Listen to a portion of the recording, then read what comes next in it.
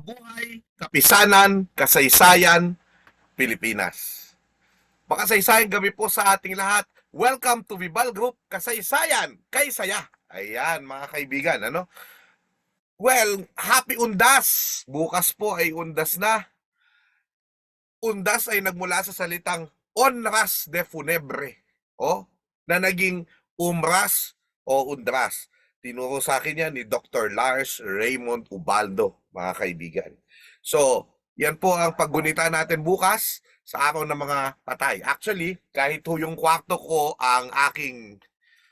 sa San Juan ng aking background, ako po actually ay nasa Tarlac. Dito ako unang nag-webinars sa upuan mismo na ito kung nasan ako ngayon, no? At masaya ho ako makabalik dito at makapagbakasyon man lamang ng kahit hanggang Sabado mula noong Sunday, no? Kaya salamat naman sa Panginoon at meron tayong mahabang weekend at sa ating mga opisyalis ng gobyerno, no? Pero anyway, ang pag-uusapan natin ngayon napakahalaga, pero bago po ang lahat, ano? Bago ang lahat. Hello po sa 31 watchers natin ngayon. Bago po ang lahat, gusto ko pong batiin po ang ating mga kasama, no? Ang ating mga kasama, no, sa Vibal Group. Wala nga ba kung ang ating pangulo na si Gaspar Vival, no? Siyempre. Nandiyan din po ang ating kasama Christine Mandigma, Rio Brihino Lim, siyempre, Kim Carl Lorente, Benis Balboa de la Cruz, Jessa Pomar, Sara Sunga, at saka si Richard Lyle Dino. Iyon. Salamat po sa inyong pagsuporta dito. Kahit na po, undas na, magkakasama pa rin tayo, no? Pero hindi ko katatakutan ng ating pag-uusapan ngayon, no? Meron talaga tayong pakay dahil noong nakarang Lunes, tayo pong lahat ay bumoto doon sa tinatawag natin na barangay and sangguniang kabataan election. Yan. So, napakahalaga na makita natin, una sa lahat, marami pala tayong misconceptions tungkol sa kasaysayan ng barangay o ng terminong barangay, mga kaibigan. At isang misconception nga dito ay tungkol sa kasaysayan nito. Ano ang tunay na kasaysayan ng salitang barangay?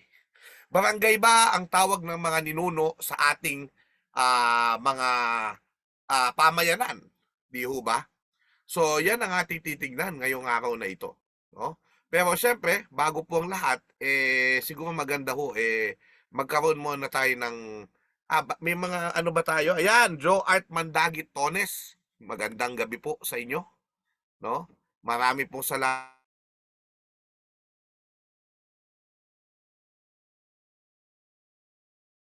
Mga kaibigan, tila tayo ay nawala, pero nandito tayo muli, no?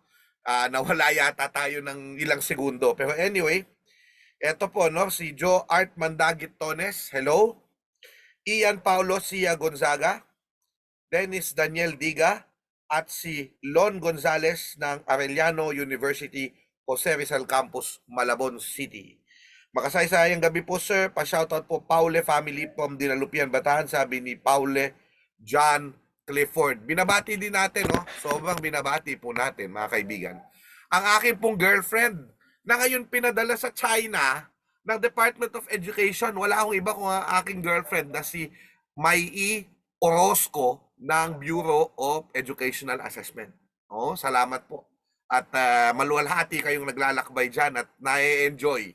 At sana po maging makabuluhan at nang ma-share natin yung mga kaalaman natin at mapakinabangan ng bayan, yung mga kaalaman na natutuhan natin sa China at makipagpalitan tayo.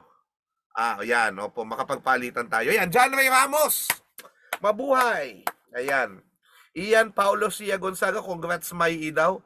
Joseph Lau, yan. Buti pa siya nakapunta ng China. Sana all, sana all.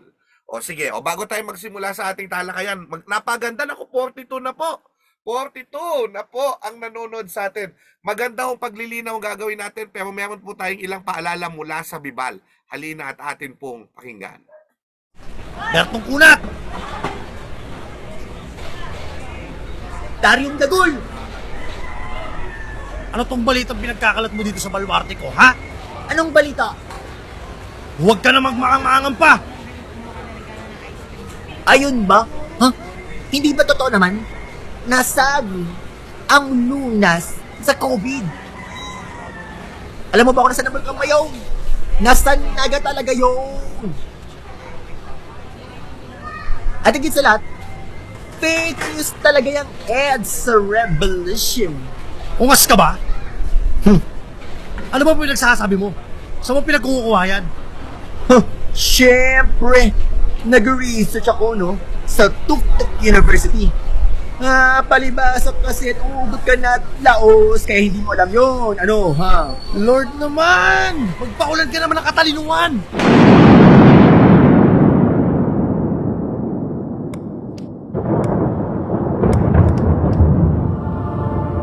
Reliable source of information, sari-saring content na isinulat ng mga eksperto, mga librong di kalidad na abot hanggang sa doomsday, tumawag ka lang sa akin. By the way, hindi ako si Lord. Ako si Vibal. O pre, tingnan mo to. Di ba sabi ko sa'yo totoo ang EDSA Revolution? Oo nga, no? O tapos ito, wala pala talaga sa Naga ang bulkang Mayon. Sabi ko sa'yo eh.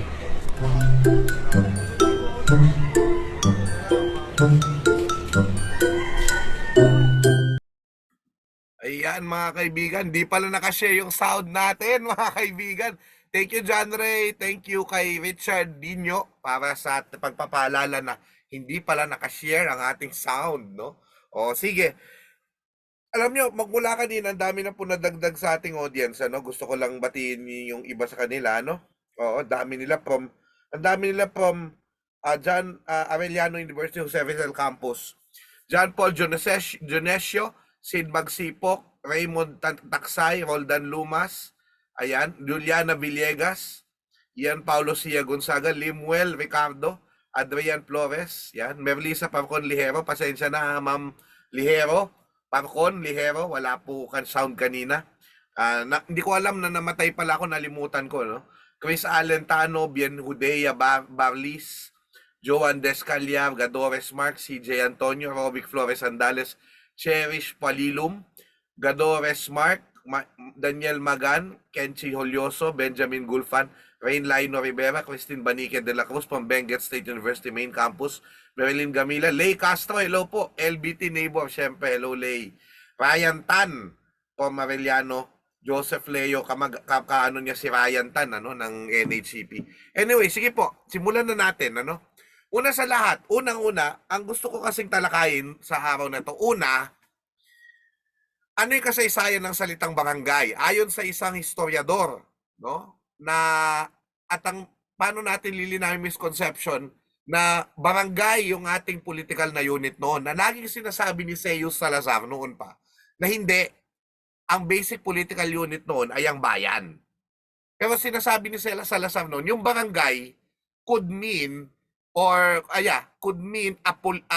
an economic unit or a clan. Yan. The dato is the head of the clan. Yan. Kaya barangay ang tawag. At dato rin kasi yung tawag doon sa tinatawag doon sa yung ano ng bangka, no? Yung dato laot, o dato laot, yan ang tawag doon sa kapitan ng bangka. So, yung barangay came from the word balangay, di ba? Supposedly. So, titingnan natin yung origin ng salitang yan, number 1. Number 2, yung paglilinaw ni Vanny Biernas sa kanyang column sa Manila Times tungkol sa role ng barangay, cabeza de barangay nung panahon ng Spanish. No?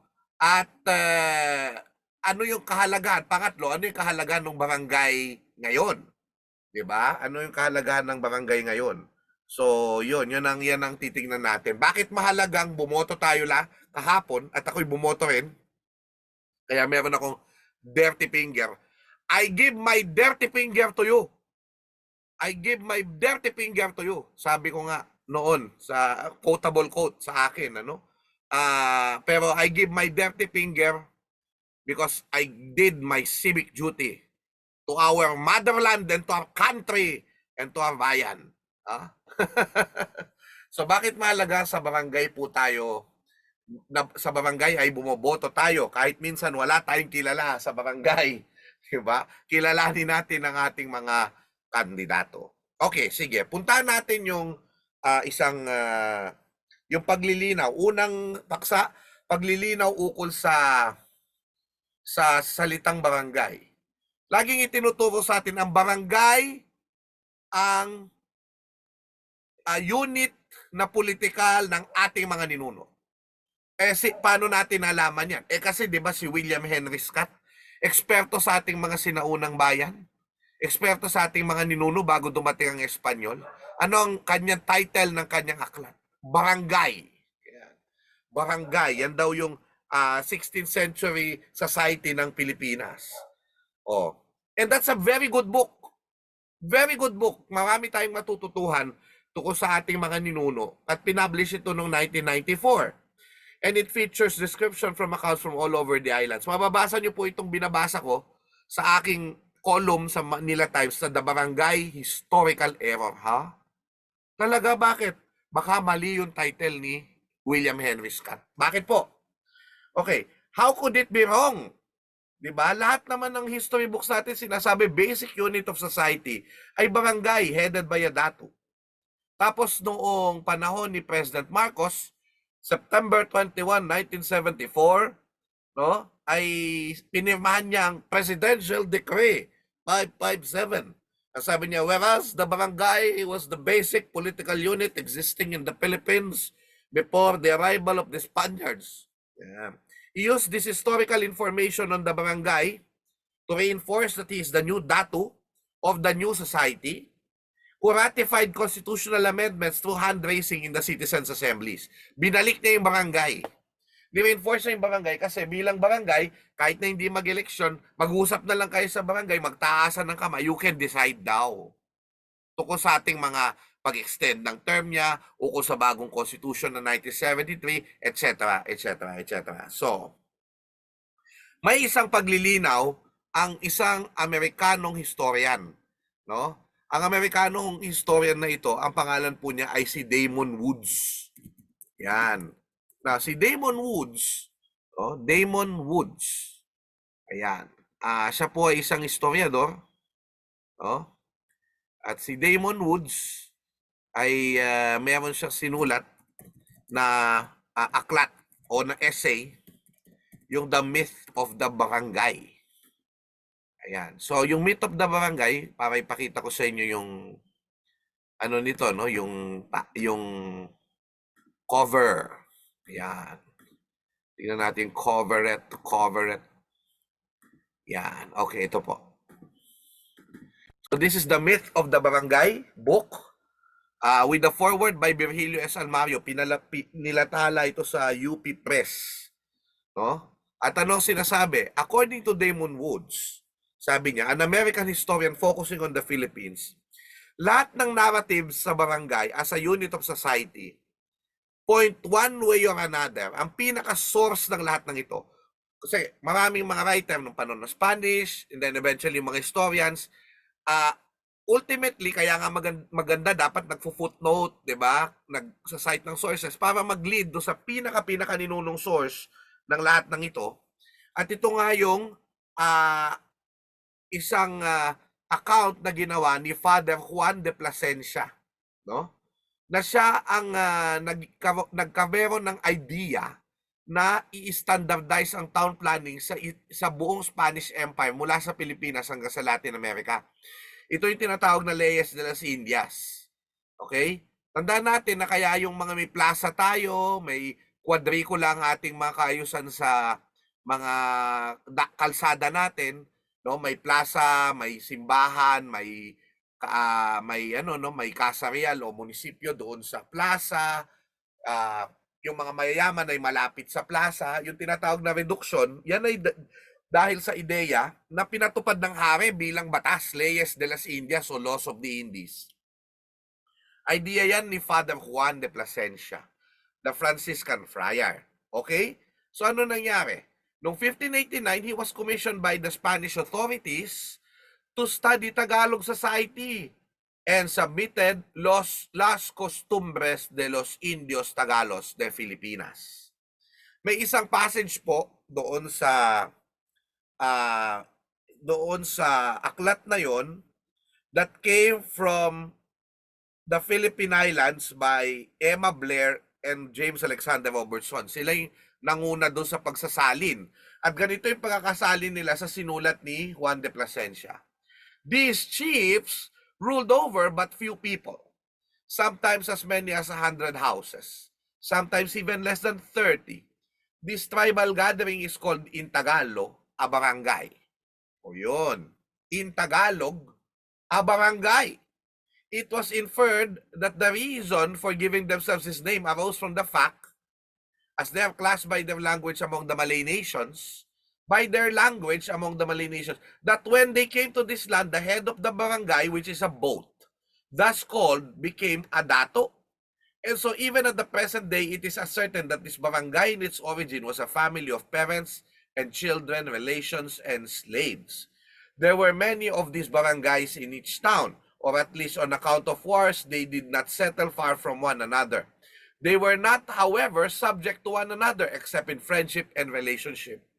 The chiefs in their various wars help one another with their respective barangays. Sinasabi dito, barangay is headed by the chief, which is the dato. No?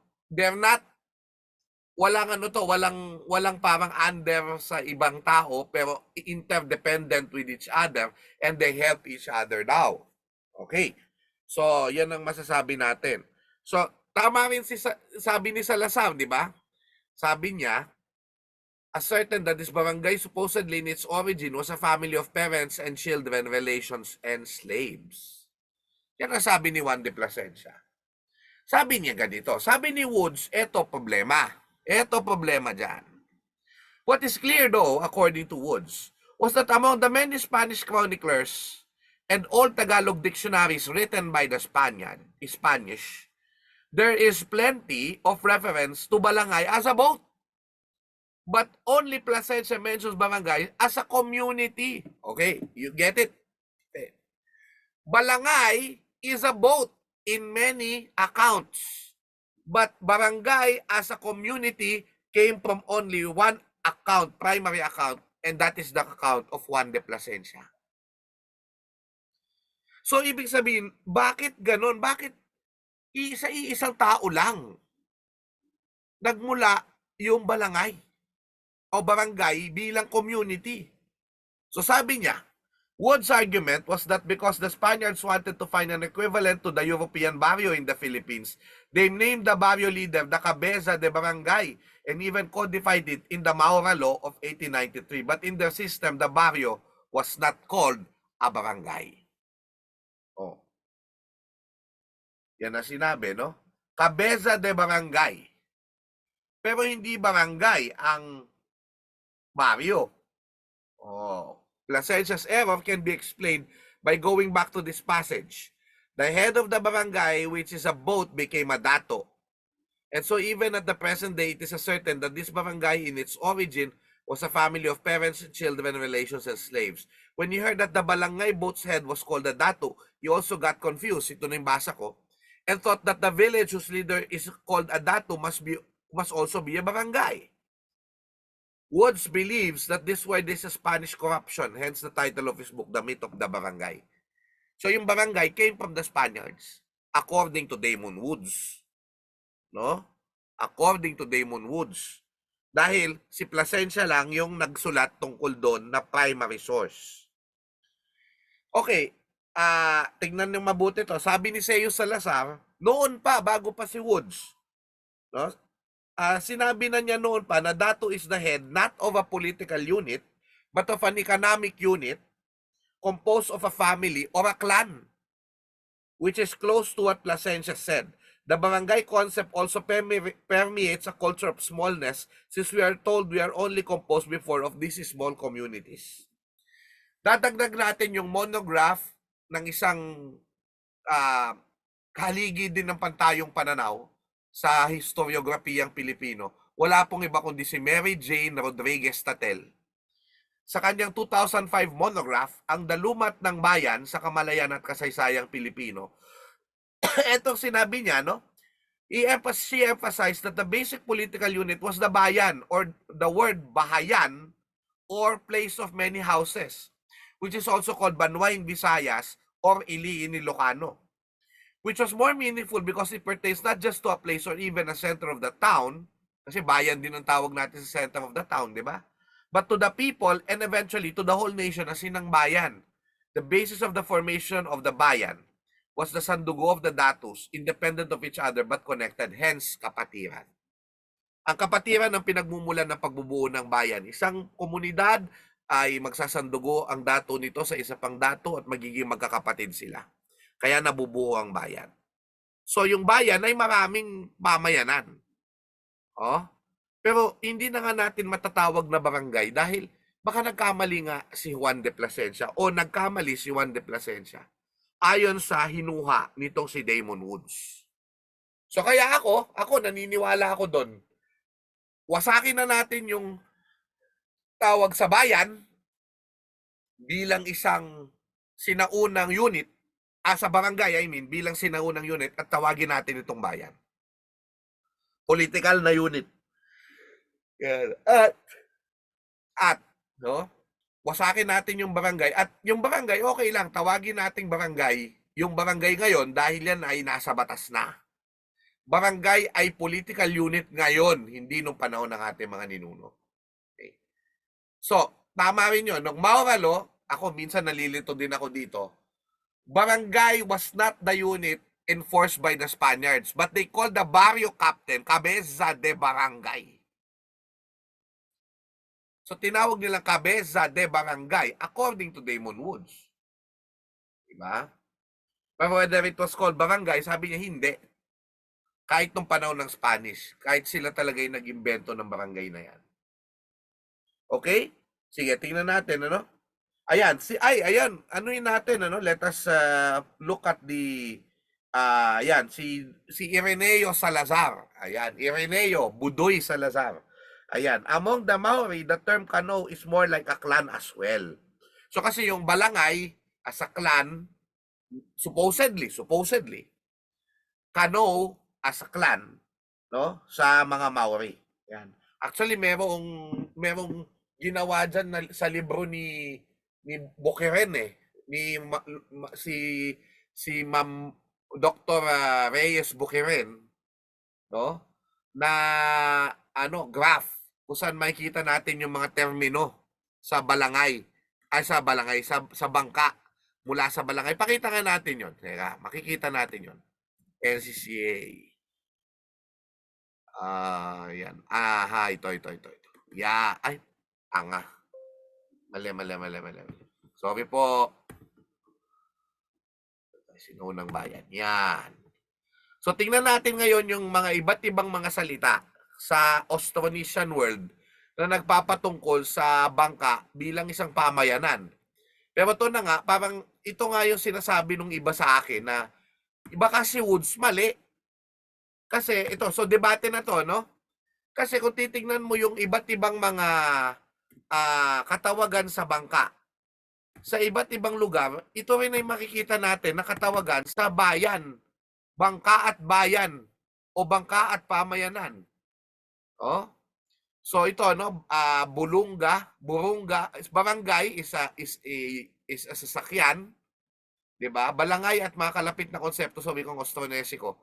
Barangay ay bangka, burunga ay angkan sa Rosi, balu, bayan, komunidad, bahay, Proto Ostrich, balu, balen, 'di ba? Balen, balay, baraw, kano sa Efate, paraw sa Bicol at Tagalog, sa sakyang dagat, fera ay bayan sa Proto Malaysian, perahu ay barangay at sa Malay naman ay sa sakyang pandigma.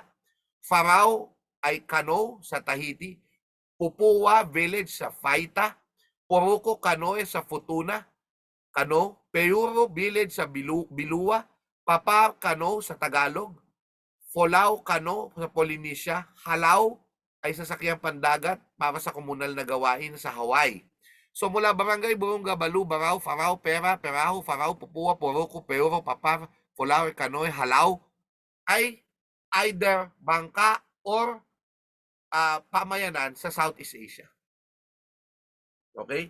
So may debate na ganyan. Na kung titingnan mo naman yung linguistic, baka nga pwede yung balangay bilang isang komunidad. Pero ako kasi parang, okay, parang gusto ko muna, I want to be on the safe side first, na sinabi na iisa lang ang references at mula ito kay Plasencia at sa ibang diksyonaryo ay hindi makikita yung balangay bilang isang pamayanan. Okay, sige.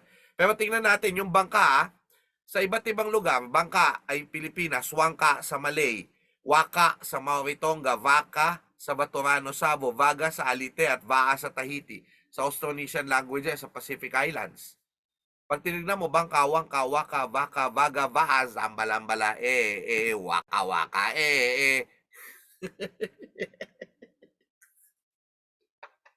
Sorry. So, ayan mga kaibigan, nakikita po natin, ano? So, ayan, yan. Tama. Wilfredo Ramos de Guzman, Leo Dato, Ashika Pakuldar, Kyle at, yan na naman. Nawala na naman ba ako? Ay, hindi. Kyle Arbis, Christine Baniquez de la Cruz, Katz Pitalia, Harpy Brian Ignacio, Christian James Tucson, Jerin Pironato, Joseph Leo. Yan, hello po. Thank you sa lahat. No? Thank you. Alright! Sige, so, na-clarify na natin yung barangay bilang isang konsepto na maaaring inimbento lang ng mga Espanyol at inadapt natin sa panahong kasalukuyan bilang pamayanan. Pero noong unang panahon ay hindi yun ang tawag. Okay, tingnan natin yan. Nakita natin yan. Ano? Yan na yung sinasabi. Pero tingnan natin yung sinasabi ni Bani Biernas. Ni Bani Biernas. Ayan, teka lang wait lang. Nagsho-show ako, Mr. Campomanes. Huwag mo muna akong kausap. Diyos. Sandali lang, huwag mo muna akong tanungin. Ayan. Punta natin yung... Ayan, teka lang Yung kay Bani Biernas.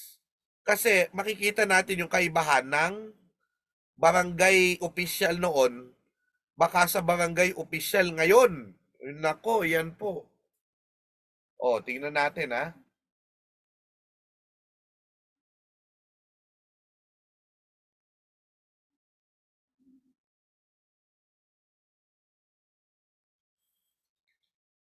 Manila Times. Bani Biernas. Yan.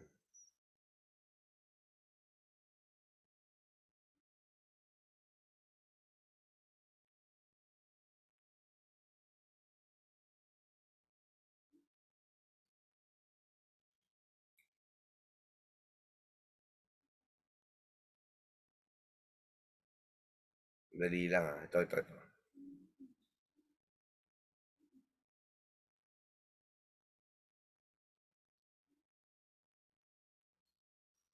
Bakit wala yung kay Ban? Kaya nanapin natin.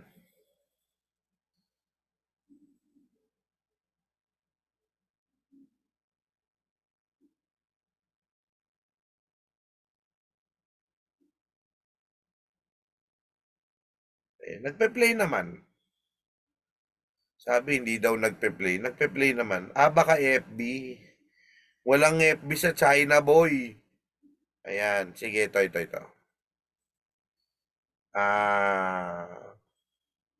Ay, hindi na tayo napapanood. Walang FB sa China. Sandali, ito. Bani Biernas.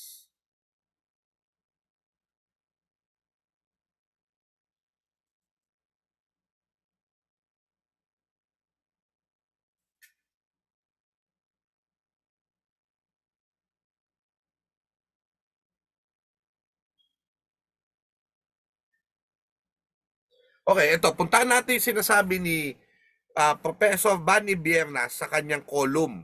Okay, basahin ko para maliwanag Kasi napakaganda nitong punto ni Bani Biernas Eto. As a historian, the barangay, sabi niya. As a historian, ito yung recent lang, October 30, 2023, nung Monday. As a historian, I have observed how the barangay has evolved, not necessarily for the better, over the last few decades. Oh, naku, matindi ito. The most important observation is that there has been a frantic onrush of aspirants elbowing each other for a seat as punong barangay or one of the kagawad. The same is true for their youth counterpart, the Sangguniang Kabataan or SK. This is a drastic change from the time of the Spanish colonial period when the cabeza de barangay or even the gobernadorcillo or municipal mayor position was something that very few individuals aspired for. In those days, these local government officials were primarily responsible for the tribute collections remitted to the colonial center. As a tribute was paid per head and the census counts were far from scientific, they were based on almas or souls, which were originally determined at the beginning of the Spanish conquest and were subsequently estimated only and rarely, if at all, accounted for deaths, the frequent migration of residents to other communities or back to the mountains or the remontados, among other demographic concerns. Thus, there were numerous cases of cabezas de barangay and gobernadorcillos being made to pay out of pocket the discrepancies in expected tribute collections and actual tribute players. O yun, mga kaibigan, ano ang sinasabi dito? Ang lagi nating napag-aaralan sa klase natin, yung mga prinsipalya mapangabuso. Ano yung mga prinsipalya? Ito yung mga dating dato na kinuha ng mga kolonisador para mamahala sa mga baryo. Okay? At sila nga yung mga naging gobernadorcillo o town mayor o cabeza de barangay. At iilang tao lang sila sa isang lugar, so sila po yung nagpapalitan dyan. Meron silang perks. Hindi sila nagbabayad ng buwis at hindi sila nagpopolo, i-servicios o nagsasapilit ang paggawa. Pero eto ang masaya. Dahil nga hindi scientific ang pagbibilang ng mga Espanyol ng populasyon, hindi nga nila binibilang yung Indio minsan eh. Binabatay lang nila ito sa tinatawag na souls o almas. Sabi supposedly one person, one soul. 'Di ba? Paano hindi ina-account daw yung mga patay, sabi ni Professor Biernas. So ano nangyayari, no? Kapag ka may kulang, babayaran niya ito ng kabesa. Hindi ba yan din yung kwento kay Emilio Aguinaldo na kapag may mga hindi makapagbayad, siyang nagbabayad ng buwis? Siya yung nag-aabono. Abonado pa ang barangay opisyal noong panahon ng Espanyol, ang mga kabesa. Oh. Diba, laging tinuturo kasama sila sa pang-aabuso, kasama sila sa mga nakinabang. Pero sa totoo lang, sinasabi ni Professor Biernas dito, hindi, naglingkod sila. Nagsakripisyo sila para sa bayan ng marami sa mga ito. Oh. Sige, tingnan na natin, ano? O, the cabezas de barangay and gobernadorcillos were likewise given the difficult task of herding the police task for forced labor in the shipyards of Cavite. And there were numerous revolts against the Spanish concerning abuses pertaining to polo or forced labors, among them the uprising led by Juan Sumuroy in 1646. Agustin Sumuroy ito, beginning in Palapag, Samar and eventually spread to eastern and central Visayas and the Bicol region.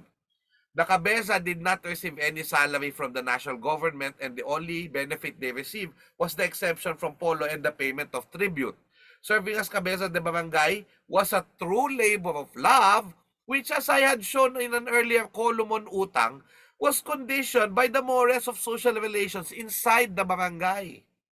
Members of the barangay belonged to a large clan and everyone was related to one another by blood or ritual kinship. As such, services given to the barangay by its members and leaders were not opportunistic, self-serving, or profit-driven. In fact, such services were meant to further strengthen the social ties that bound the barangay members together. In the absence of such ties, the barangay would disintegrate, primarily through the manifestation of outward migration, more like desertion, really, among its members. Okay. So, ibig sabihin, pinapanatili mo yung barangay para may magbabayad ng buwis. Dahil pag nag-alisan sa'yo yan, ikaw mag-aabono niyan. Di ba? Ikaw mag-aabono niyan. Oh. So, yun po ang sinasabi. Napaganda ng insight na ito na sinabi ni Van, ano? Na hindi dapat tayo nag-jump into conclusion agad-agad na mga masasamang tao yung mga prinsipalya lahat. Diba? This is consistent with the actions of the Bayani as service to the community without demanding compensation or any kind of personal profit. To understand this more succinctly, we must appreciate the fact that the Bayani is not a lone wolf, warrior, or hero. The Bayani is most certainly not a mercenary. They always operate in the context of the community with the community. To be more precise, in times of conflict, the Bayani is simply a warrior with special abilities to serve the community interests in concert with other warriors. In the same manner, the Datu also provides leadership and guidance in the pursuit of the common interest as is expected of the Maginoo, Maharlika, Timawa, Alipin, and other members of the community. Okay. So, ibig sabihin yung pagiging bayani ay ini-exemplify supposedly dapat ng isang barangay official. Land and other resources in the community are largely communal. Members of the barangay extend assistance to one another in the spirit of pakikipagkapwa, bayanihan, and damayan pakikiramay, and other related organic Filipino concepts revolving around the community. So, tungo sa kaginhawaan, the Datu as a leader of the community is expected to oversee the redistribution of resources obtained from trading and raiding activities encapsulated in the concept of pangayaw to ensure the collective kaginhawaan ng kasaganaan. Ito yung lagi sinasabi ni Professor Vicente Villan, ano? Yung Datu, siya yung warrior, siya yung nangunguna sa pangangayaw, nag-uwi siya ng ginhawa sa bayan through the loot. Sabi ni Salazar, ang Datu ang may-ari ng mga bangka, ang may-ari ng mga pananim, ay ng mga palayan, pero hindi para sa kanya yung kita. Ito ay para sa bayan. So, i-oversee niya yung pagpapamalakad upang ang bayan ay mag-ani at yung pag-aani na ito guminhawa at siya rin yung nag-oversee ng trade para mapalitan ng mga produktong ito ng iba pang resources at gumana ang ekonomiya at guminhawa ang bayan. Okay? So, dapat ang barangay official nagpapamudmod ng ginhawa. Hindi sila problema ng bayan. Okay, in recent years, the barangay lost its essence as a vessel of the common good and social edification due to colonialism, massive population growth, mass migration, urbanization, and crass commercialization. The characteristic horizontal social relations of pakikipagkapwa, bayanihan, damayan, pakikiramay, etc. were waylaid by the hierarchicalization of society based on the selfish accumulation of wealth, power, and prestige, which is why barangay politics has been infected by plunder and other immoral practices introduced to the country from the West through colonialism with the complicity of our elite, afflicting our contemporary social, political, and economic life, which Vanny Biernas will elaborate on this in the next column. So, ito yung sinasabi natin. Dahil sa corruption, nawala yung tinatawag na yung pakikipagkapwa kasi horizontal yan. Horizontal. Parang primus inter pares ka lang. First among equals. Magkakapantay ang tingin mo sa kapwa mo. Naging vertical. Hierarchical o vertical. Tinuturing mo ng mataas ka na sa iba. Having power. Ganon. Having power. Tapos mataas ka sa iba. Ganon. Which is like the wrong use of power, kapatid. Wrong use. Okay? So the mindless stampede of candidates in this upcoming barangay election is the crowning achievement of the bastardization of Filipino culture and values by colonialism, elite leadership, and Western acculturation. Most of these candidates are nothing but depraved plunderers of the public coffers, especially in urbanized barangay with access to massive real property tax collections and other public revenues such as the barangay share in the internal revenue allotment. Our barangays and barangay officials no longer edify the Filipino people. Oh my God, oh my God. Tough statements from Professor Vanny Biernas, mga kaibigan. And in many ways, I agree with a lot of the things he said. Tama po yun. Pero sa kabila nito, bakit napakahalaga pa rin? Napakahalaga pa rin na ating na bumoto tayo at makialam sa ating barangay. Yan po ang pag-uusapan natin. Magbabatian pa tayo pero yan ang pag-uusapan natin. Mamaya, pagkatapos po ng paalala na ito mula sa Vibal, tapos na po ang barangay elections. Pero maganda siguro na pag-aralan natin ano ba ang barangay ayon sa Bibal. Ano ang mga functions ng barangay officials, SK at barangay officials natin? As the Philippines gears up for the 2023 Barangay and Sangguniang Kabataan elections, let's look back on how the country's basic unit of government was formed. The earliest concept of the barangay existed in pre-colonial times, when seaside and lakeside communities were ruled by datus. It was during the Spanish era when the term cabeza de barangay was coined, referring to the teniente of each local barrio at that time. During the American occupation, the heads of these barrios were called barrio lieutenants. Today's barangay setup was established at the time of the 1991 Local Government Code. It is the primary face of authority on the grassroots level. On October 30, 2023, the synchronized Barangay and Sangguniang Kabataan polls will finally push through around the country after a series of postponements. This date was declared a special non-working holiday to encourage participation of voters in these elections. Rewind to December 2019. A law was passed postponing the said elections to December 2022. In total, 4 bills were passed from 2019 to 2022, citing reasons such as scheduling and the coordination costs and expenses of organizing an election. After the Senate version of the bill was signed on September 2019, a separate bill signed by the House of Representatives followed in November of the same year. A third bill seeking another postponement to 2024 was authored by Davao Representative Joel Almario in January 2022.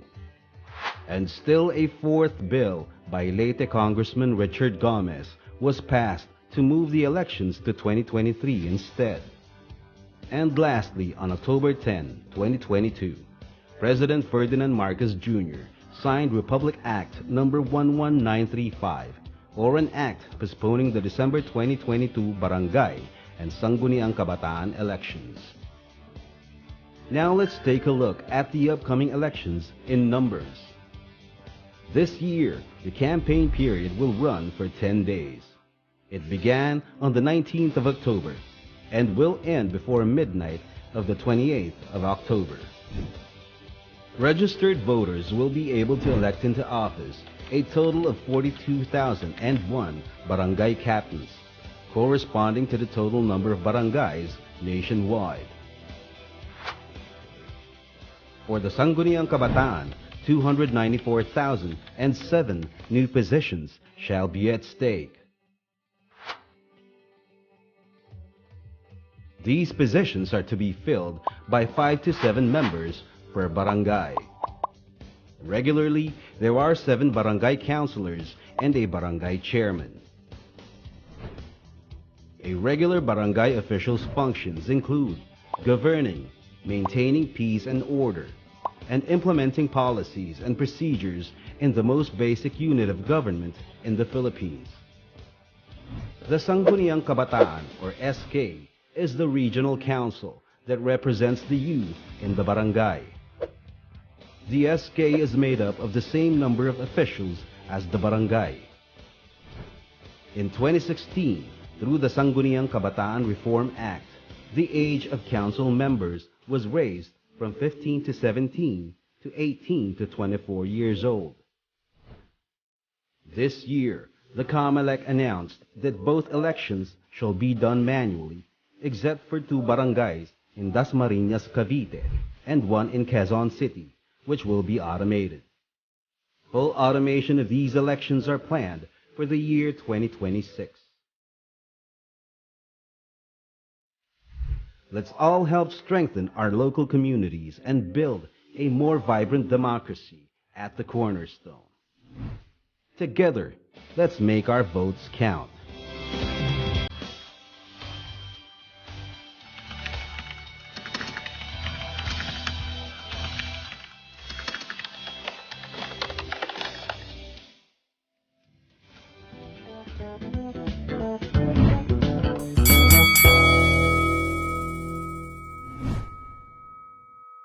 Yan. Okay, so hindi pa tayo nakakausap ng Bibal nung ginawa yung video na ito. So nabanggit pa rin yung barangay bilang isang pre-colonial unit. Pero tama sila dun sa sinabi nila na tinawag lang yung kabeza de barangay yung tao na namumuno sa barangay. Pero hindi yung mismong baryo. Oh, tinawag na baryo. Pero kabeza de barangay. O, di ba? Sige.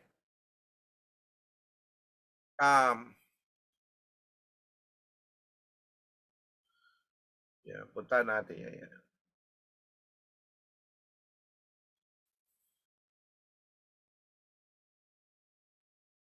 Sige. So ngayon, punta natin, no? Sige, basahin natin yung mga bumati muna, no? So, Wilfredo Ramos de Guzman, Leo Dato, Cedric Jun Evangelista, Fern Daphne Calizo, Ireneo B. Salazar, sabi niya, no polo, walang polo, pero member ng Manila Polo Club. Malaki yung Manila Polo Club na wala sa Manila. Nasa Makati. John Celedonio, Gerard Andrew Moreno, Salak Justin, Lon Gonzales. Maraming salamat Professor Chua sa paglilinaw sa konsepto ng Barangay Tubayan. This is a long query for me, now it is already clear. Ayan. Fern Daphne Calizo, at sabi ni Ireneo Salazar, no? Good analysis by Professor Van. The premise that change is before it was subsistence agriculture plus raiding and trading. Now it is a money and tax-based economy which always allows for more accumulation of wealth and power if not left unchecked. Ayan, unchecked. Doon na tayo pupunta ngayon. Bakit napakahalaga pa rin ng barangay official? Bakit? Kasi 'di ba, ito yung lagi ko sinasabi. Pinag-aawayan natin kapag tayo'y nagkakampanya sa senador.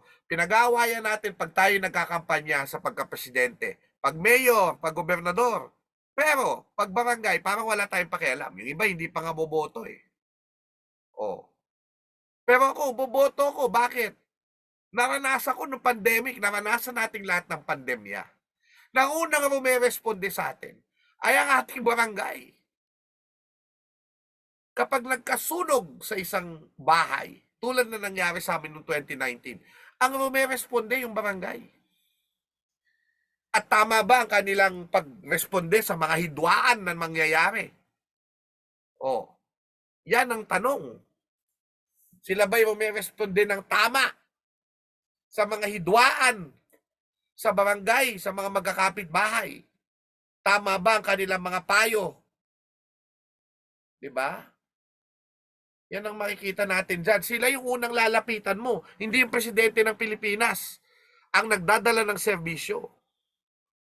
So kaya dapat makialam tayo. Oh? At lalong-lalo na napakalaki ng papel ng local government. Alam nyo, ito sabi sa akin, lagi sinasabi sa akin ng mga matatanda. Ang barangay official, di ba? Sa ating bansa, meron tayong 3 branches of government para may checks and balances. Executive, ang Pangulo at ang tagapagpaganap, ang mga cabinet members. Legislative, ang tagapagbatas. Judiciary, ang humahatol sa lumabag sa batas. Pumipirma ng batas, gumagawa ng batas, at nagpapatupad ng batas.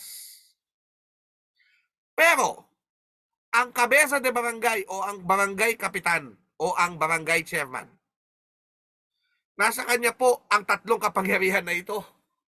Executive, legislative, at judicial.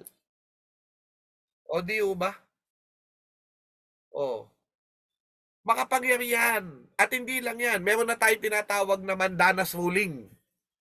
Ayan. Ang ating local government ay mayroon pong kapangyarihan na mag-alat. Ano yung mga bagay na gagastusin sa kanilang budget na hindi kailangan i-supervise ng national government. O, kita nyo? Napakalaki ng kapangyarihan ng barangay.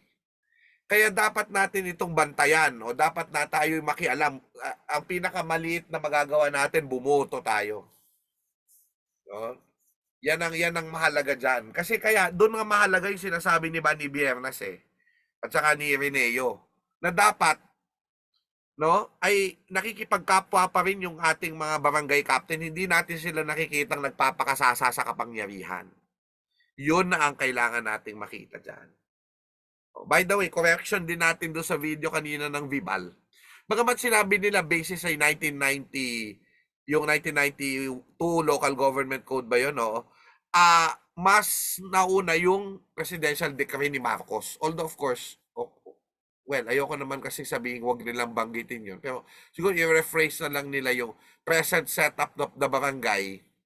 Baka rin iba rin yung setup nung panahon ni Marcos. So in a way, tama din yung sinabi nila na yung, kasi baka nagkaroon ng restructuring, hindi kasi ako abogado, no? So baka nagkaroon ng restructuring, what is the barangay, nung panahon ng local government code. Sige, okay lang yun. Okay na yun. Okay na yun. So, yan. Pero at least, di ba, may video ang Vibal na makakatulong sa atin para maintindihan bakit mahalaga yung barangay. O, di ba? So, yun po mga kaibigan. Kaya, doon tayo, sana maisip natin yan. Kung kasi nakikita natin yung pamahalaan na mula sa barangay hanggang doon sa national, kasama tayo doon eh. Kasi pag yung nakikita lang natin, national politics, provincial politics, town politics, parang napakalayo natin. Pero kapag yung barangay, napakalapit ng pamamahala. At kailangan maramdaman natin yung pamamahala na yun. Kailangan maramdaman natin na tayo ay gumiginhawa. Di ba? Ang ganda ng subtitle ng ng FB ngayon, Tagalog na Tagalog, mali. Wala halos mali yung subtitle. Wala halos mali.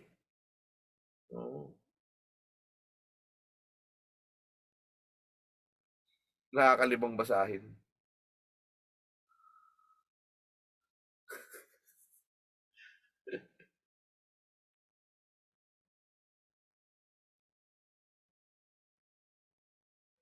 Nagkamali siya doon. 5 basahin daw.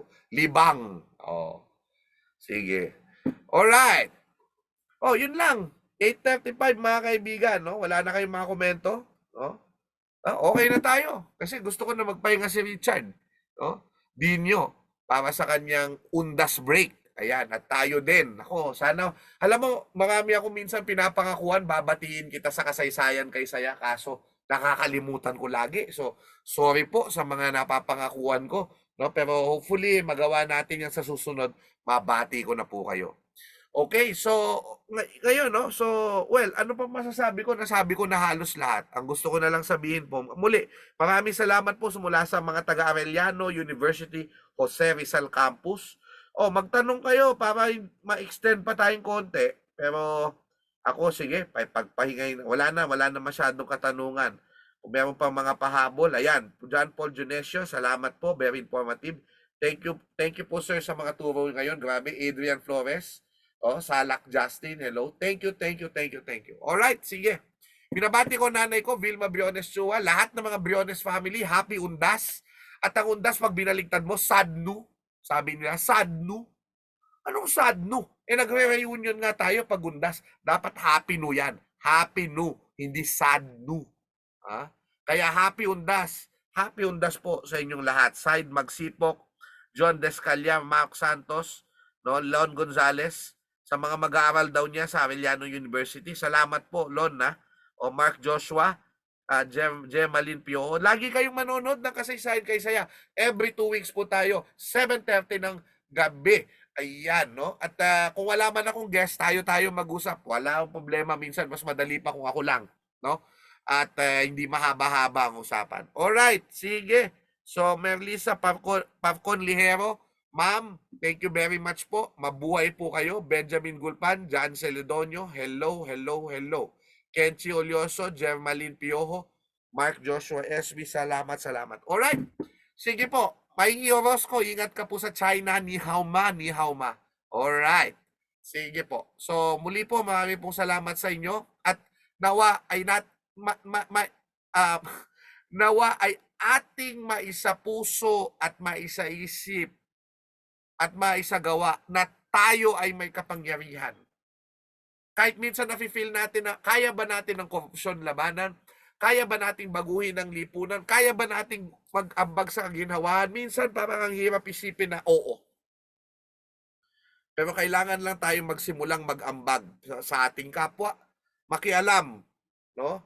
At well, kung kaya nyo, di tumakbo kayo, di ba? At kung alam nyong mabuti kayo. Pero sana hindi natitibag yung ating core. Nandyan kayo, nandito tayong lahat para maglingkod. Makikinabang ba tayo dyan sa paglilingkod na yan? Opo, dahil kapag gumanda po ang ating bayan, giginhawa din po ang buhay natin. Pag nag-ambag ka sa barangay nang hindi ka nakikinabang na pansarili mo, pag gumanda naman ang barangay mo, at kapag ka ikaw naman ay nakita nilang naglingkod, ikaw din ay papupurihan, giginhawa, at ikaw pa'y magkakaroon ng malaking karangalan. Alright? So muli po, maraming salamat po. Ako po si Xiao Chua na nagsasabi at lagi nagsasabi sa inyo, no? Mula sa Bibal Group, lagi nating tatandaan, ang kasaysayan ay kay saya. Bye-bye.